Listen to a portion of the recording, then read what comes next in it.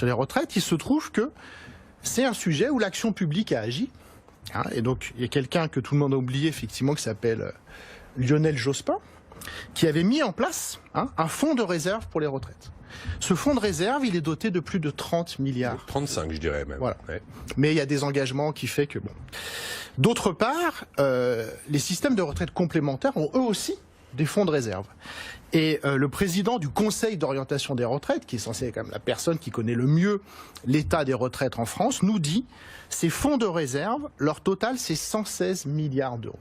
Donc au bas mot, on a, j'avais en tête aussi. Voilà, au bas mot, on a 150 milliards de réserves pour les retraites. Il y a un petit problème, Gilles, dans votre... Non, non, mais... Dans la... Continuez. Et alors, j'ai pas fini.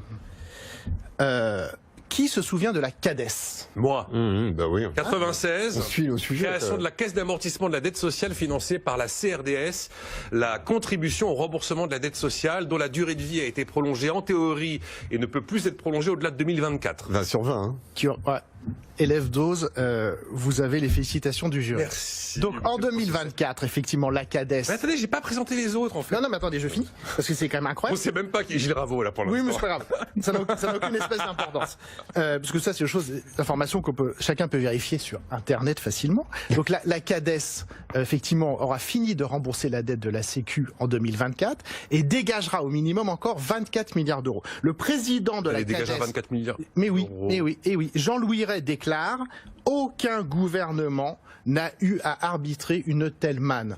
Donc ce que ça veut dire, c'est qu'en fait, et donc c'est là qui est quand même sidérant, je suis désolé de décevoir tout le monde, mais en fait il n'y a pas de problème de financement des retraites, et je pourrais continuer longtemps comme ça en expliquant qu'avec une politique d'emploi un peu moins débile, en créant des emplois et en augmentant les salaires, on finance les retraites mais hyper large. Et pourquoi ?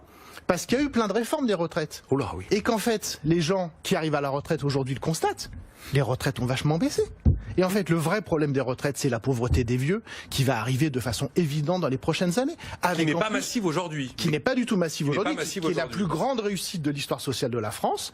Parce qu'avant, quand on était vieux, soit on avait du patrimoine, soit on était pauvre, et la grande majorité des gens étaient pauvres. Et la première réussite de notre système social, c'est qu'on a un taux de pauvreté parmi les vieux, qui est effectivement un des plus bas du monde et un des plus bas de l'histoire, évidemment.